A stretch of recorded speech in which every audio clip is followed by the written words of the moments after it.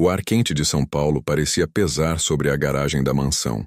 O silêncio do condomínio de luxo, em algum lugar murado de Alphaville, só era quebrado pelo clique metálico e preciso das ferramentas de Lucas. Ele estava debruçado sobre o motor aberto de um Aston Martin clássico, uma máquina inglesa que valia mais do que o prédio inteiro onde ele morava. O carro era o xodó do dono da casa, e seu motor complexo havia silenciado misteriosamente. As concessionárias da capital, com seus mecânicos de jaleco branco e scanners digitais, desistiram. E então, como último recurso, chamaram Lucas, o mago da Zona Leste, um gênio autodidata que ouvia os motores como se fossem música. Lucas estava suado. O macacão azul escuro, já manchado por anos de graxa, agora tinha novas marcas. Ele se esforçava para ser cuidadoso, colocando panos limpos sobre o paralama de marfim do carro, mas o trabalho era sujo. Ele finalmente encontrou o problema. Um minúsculo fio terra corroído pelo tempo, escondido sob o bloco do motor. Um trabalho de horas, de contorcionismo, para alcançar. Ao puxar a mão para fora, uma gota de óleo velho, preto e viscoso, escapou de sua luva e pingou no chão. Não era um chão qualquer. Era mármore travertino italiano, branco como leite. Antes que Lucas pudesse pegar um pano para limpar, uma voz cortou o ar como vidro quebrado. "O que você pensa que está fazendo?" A voz pertencia a Beatriz Fontes. Ela estava parada na porta que ligava a garagem à casa, uma figura escultural em um vestido de linho branco. Os óculos de sol, que valiam o salário de um mês de Lucas, estavam no topo de seus cabelos loiros perfeitamente escovados. Ela não estava com raiva. Estava com nojo. "Senhora, bom dia. Me desculpe, eu já ia limpar", começou Lucas levantando-se, as mãos sujas no ar para não tocar em nada. Beatriz deu um passo à frente, o salto-agulha fazendo um som agudo no piso. Ela olhou para a pequena mancha de óleo, depois para o macacão de Lucas, e seu nariz se franziu. Isso é nojento", ela cuspiu. "Meu marido paga uma fortuna para vocês, e vocês vêm aqui e tratam a minha casa como se fosse a oficina imunda de onde vocês saíram?" Lucas engoliu em seco. Ele estava acostumado com clientes difíceis, mas aquilo era diferente. Era um ataque pessoal. "Senhora, eu estou consertando o carro. É um trabalho complexo. Acidentes acontecem. Eu vou limpar e não vai ficar marca." "Você vai limpar?" Ela riu. Um som seco, sem humor. "Você não vai tocar em mais nada. Eu não quero que suas mãos imundas toquem no meu chão." Ela pegou o celular. "Eu vou ligar para o meu marido e dizer que o especialista dele é um porco. Você provavelmente quebrou o carro. O carro está consertado, senhora. Era só um fio terra. Eu só ia..." Ele tentou explicar apontando para o motor. "Cale a boca!" Ela gritou, a voz ecoando na garagem silenciosa. O rosto bonito se contorceu em uma máscara de desprezo. "Eu não falo com a criadagem. Sabe o que você é? Você é só um pobre. Um Zé Ninguém que acha que pode vir aqui e sujar o mundo dos outros." A palavra pobre pairou no ar, pesada e cruel. "Agora pegue um pano ali." Ela apontou para a área de serviço. "E limpe isso. Limpe isso, pobre. E depois, suma da minha casa." Lucas sentiu o sangue subir ao rosto. A humilhação era profunda. Queimava mais que o calor do motor. Ele era um homem honesto, um dos melhores no que fazia. Mas para ela, ele era definido pela graxa em suas mãos. Ele se abaixou, pegou um pano limpo de sua própria caixa de ferramentas e começou a limpar a mancha em silêncio, enquanto Beatriz o observava de braços cruzados, como uma rainha supervisionando um escravo. O que Beatriz não sabia, o que ninguém naquela casa sabia, era que aquele grito estava prestes a selar seu destino. O homem que ela humilhava era a peça que faltava na vida de seu marido, e a verdade explodiria de uma forma que ninguém poderia prever. O que você acha que vai acontecer quando o CEO ouvir esse grito? Se você acredita que o mundo dá voltas, já se inscreva no canal, deixe o seu like para apoiar o Lucas, e comente aqui embaixo. Qual você acha que será a reação do marido dela? Lá no alto, no último andar da mansão, ficava o escritório de Marcos Fontes. Era o oposto da garagem, um ambiente frio, de vidro e aço, com vista para o horizonte verde de Alphaville. Marcos era o CEO da Fontes Capital, um império no mercado financeiro. Ele era uma lenda na Faria Lima, conhecido por sua frieza nos negócios e por ter construído tudo do zero. Ele tinha tudo: dinheiro, poder, uma esposa troféu e carros de coleção. Mas Marcos era um homem assombrado. Em sua mesa de mogno de R$200 mil, entre um prêmio de empresário do ano e um terminal da Bloomberg, havia um único porta-retrato que não combinava com o resto. Era uma foto antiga, amarelada, dos anos 90. Nela, 2 meninos, magros e descalços, sorriam para a câmera. Um tinha uns 10 anos, o outro uns 5. O mais velho abraçava o mais novo.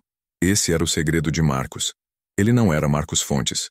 Ele nascera Marcelo e Lucas, filhos de um caseiro no interior de Minas Gerais. A tragédia veio em forma de água. Uma enchente devastadora levou a pequena casa, levou seus pais. Os 2 meninos foram resgatados e levados para um orfanato em Belo Horizonte. Eles só tinham um ao outro. Marcelo, o mais velho, jurou proteger Lucas, o Luquinha, para sempre. Mas o destino foi cruel. Um casal rico de São Paulo visitou o orfanato. Eles queriam uma criança mais velha, inteligente. Viram Marcelo. Eles não queriam o irmão mais novo, que era quieto e assustado. Marcelo lutou. Ele gritou, se agarrou ao irmão. Eu não vou sem ele. Os adotantes foram espertos. Mentiram. Nós vamos levar você primeiro, querido. Preparar seu quarto, sua escola. E em 1 mês, voltamos para buscar o Lucas. É uma promessa. Marcelo, com 10 anos, acreditou. Ele foi levado, seu nome foi mudado para Marcos Fontes. Ele ganhou uma vida de privilégio, mas o mês se transformou em 2, em 1 ano. As perguntas sobre Lucas eram respondidas com evasivas. Ele está bem, querido. Estamos cuidando de tudo.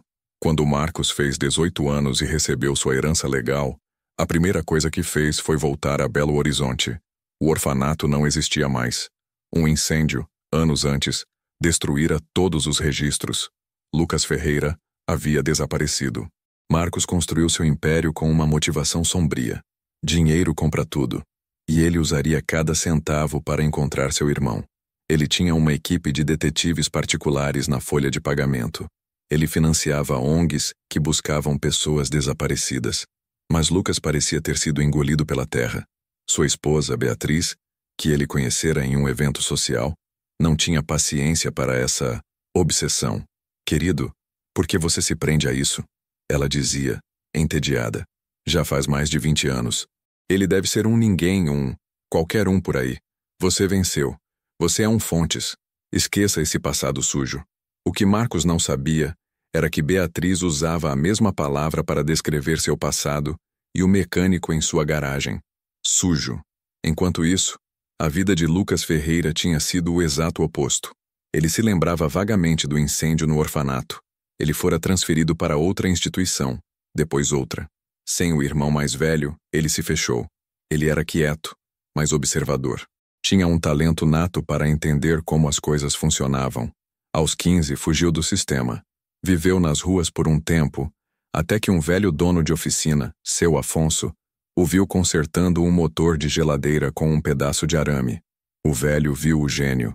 Moleque, você tem o dom, disse ele e o acolheu. Lucas aprendeu o ofício. Ele não tinha diplomas, mas tinha mãos mágicas.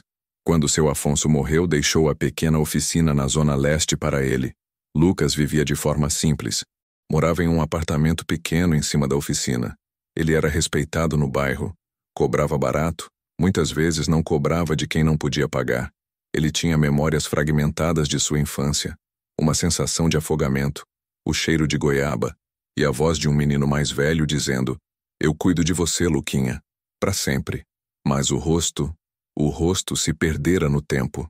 Ele achava que era um sonho, uma proteção que seu cérebro criou. Ele aceitou sua vida. Era um pobre, como a mulher rica dissera, mas era um pobre digno.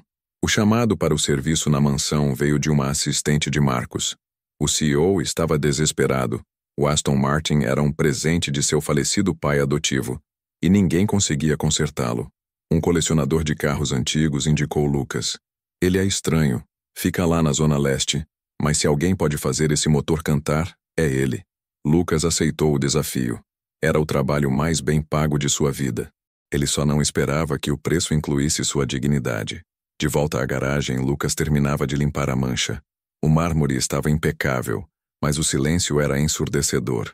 Beatriz o observava, o celular na mão, como um falcão. Terminou? Ela perguntou. Sim, senhora. Ótimo. Agora pegue suas ferramentas imundas e use a saída de serviço. E eu vou fazer questão de dizer ao meu marido que, além de sujo, você é lento. O dia todo para apertar um parafuso. Eu não apertei um parafuso, senhora. Eu reconstruí parte da ignição, disse Lucas, a voz baixa, mas firme. O carro está pronto. Beatriz riu. Claro que está.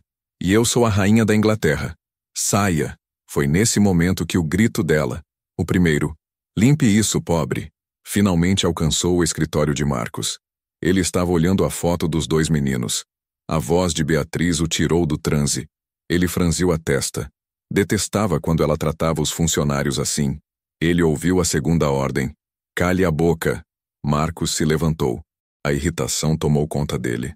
Ele não ia permitir que sua esposa, que nunca teve que trabalhar um dia na vida, humilhasse um trabalhador. Ele desceu a escadaria de mármore, não para defender o mecânico, mas para se desculpar em nome da família Fontes. Ele chegou à porta da garagem no exato momento em que Beatriz dizia: "E eu vou fazer questão de dizer ao meu marido que, além de sujo, você é lento." Beatriz, o que está acontecendo aqui? A voz de Marcos era um trovão. Ele não gritou, mas o peso de sua autoridade fez Beatriz pular. Ela imediatamente mudou de postura, o rosto de fúria se transformando em um sorriso doce e venenoso. Marcos, querido, graças a Deus você desceu. Eu estava aqui, supervisionando. Esse homem, além de quase destruir o piso, foi extremamente insolente comigo. Marcos olhou para o mecânico. O homem estava de costas, guardando as ferramentas em uma caixa de metal velha e amassada. O macacão estava sujo, sim, mas o homem se movia com uma organização metódica. Insolente? O que ele disse? Perguntou Marcos, já duvidando da esposa. Ele me respondeu. E olha o estado dele. Você não devia deixar gente assim entrar na nossa casa, querido. É perigoso. Marcos suspirou, sentindo vergonha da esposa. Ele deu um passo à frente, preparando um pedido de desculpas e uma gorjeta generosa. Senhor, por favor, me desculpe pela minha esposa. Ela está um pouco estressada hoje. Qual é o seu nome para eu acertar o pagamento? O mecânico parou o que estava fazendo. Ele se virou lentamente. O rosto estava manchado de graxa. O suor fazia caminhos limpos na sujeira. Os olhos dele encontraram os de Marcos. Eram olhos castanhos, cansados, mas incrivelmente familiares. Marcos parou. O mundo pareceu desacelerar. Ele conhecia aqueles olhos. Qual é o seu nome? Ele repetiu. A voz agora um sussurro. Lucas, disse o mecânico. Lucas Ferreira. Marcos sentiu o ar faltar. O nome. O nome que seus detetives procuravam. Ferreira. O nome de solteira de sua mãe. De onde você é, Lucas? Perguntou Marcos, dando um passo à frente. Lucas franziu a testa, desconfortável com a intensidade do CEO. Da capital, mas... Eu nasci em Minas, perto de Mariana. Por quê? Algum problema? Mariana. O local da enchente. O coração de Marcos batia contra suas costelas como um animal enjaulado. Não, não, gaguejou Marcos. Beatriz observava a cena confusa. Marcos, você está pálido. O que deu em você? Deixe esse homem ir. Marcos ignorou-a. Ele se aproximou de Lucas, que recuou um passo, intimidado. Lucas, você se lembra da sua infância? Dos seus pais? Lucas agora estava assustado. Senhor, eu não sei por que o senhor está perguntando isso. Eu perdi meus pais numa enchente, muitos anos atrás. Você tinha um irmão? A voz de Marcos falhou. O terror de 20 anos de esperança e decepção estava prestes a se resolver. Lucas congelou. Como o senhor sabe disso? O que você lembra dele? Marcos estava perto agora, os olhos fixos no mecânico. A voz de Lucas embargou. Aquele era um lugar que ele não visitava. Eu não lembro o rosto dele. Só que ele me protegia. E ele tinha uma cicatriz. Marcos parou de respirar. Onde? Onde era a cicatriz? Lucas, sem pensar, levantou a mão e apontou para o próprio peito. Aqui, no peito, de quando ele pulou uma cerca de arame farpado, para pegar goiaba para mim. As lágrimas escorreram pelo rosto de Marcos. Ele não as sentiu. Com as mãos trêmulas, O CEO bilionário, o rei da Faria Lima, abriu os 2 primeiros botões de sua camisa de linho egípcio, e ali, pálida contra a pele bronzeada, estava ela, uma cicatriz antiga e irregular, a marca do arame farpado. Lucas olhou da cicatriz para o rosto do CEO, e de repente, as memórias inundaram sua mente. Não era mais um homem rico, era um menino de 10 anos, sorrindo, estendendo uma goiaba. Marcelo, Lucas sussurrou, a palavra parecendo estranha em sua boca. É Marcos agora, chorou o CEO. Mas sou eu, Luquinha. Sou eu. O que aconteceu em seguida chocou Beatriz até os ossos. Marcos deu um passo à frente e abraçou o mecânico sujo de graxa. Ele o abraçou com a força de 20 anos de saudade, sem se importar com o óleo, com o suor, com a graxa manchando seu terno caro. Ele soluçava no ombro de seu irmão perdido. Eu te procurei, dizia Marcos repetidamente. Eu jurei que ia te encontrar. Eu nunca te esqueci, Luquinha. Beatriz estava paralisada, a boca aberta em um ó perfeito de horror e confusão. Marcos, o que você está fazendo? Você enlouqueceu? Ele está imundo. Quem é esse homem? Marcos se afastou de Lucas, mas manteve as mãos nos ombros do irmão, como se tivesse medo que ele desaparecesse. Ele se virou para a esposa. O rosto dele não tinha mais lágrimas. Tinha uma fúria fria que ela nunca vira. Beatriz, esse homem que você chamou de pobre, que você mandou limpar o chão, esse homem é Lucas Ferreira, meu irmão. O silêncio que se seguiu foi absoluto. A cor sumiu do rosto de Beatriz.